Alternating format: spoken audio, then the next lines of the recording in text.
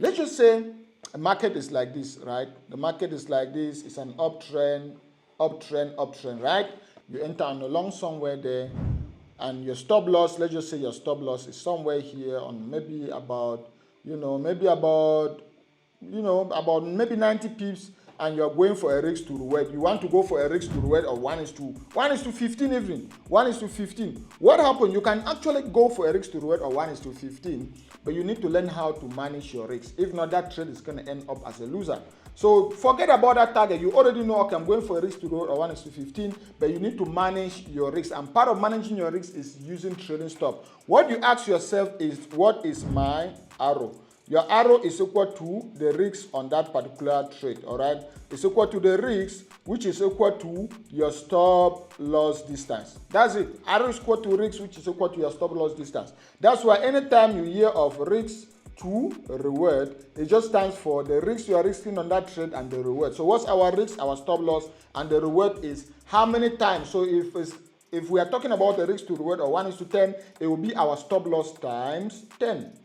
Can you see this? So in that case, this arrow here, which is our risk, becomes very, very important, and you're going to trade your stop loss according to that arrow. Meaning, if we are risking, say, 100 pips on this particular trade, as soon as the market goes up by 2 arrow, listen, as soon as the market goes up by 2 arrow, so you wait, 1 arrow is going to be somewhere here.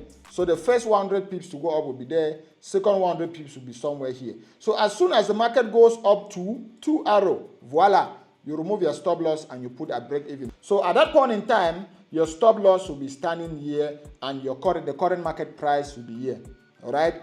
Now, if the market again continues from this arrow again, and goes up again by 1 arrow. Remember, by 1 arrow, it means the market is going to be standing somewhere here, somewhere here. So if the market is standing somewhere there, it has gone up again by 1 arrow, what will happen? Our stop loss will be standing right there, while the current market price is there. So at every point in time, the distance between your current market price and your stop loss has to be 2 arrow. Meaning the distance between this point and this point has to be 200 pips at every point in time. So that you don't suffocate your trade.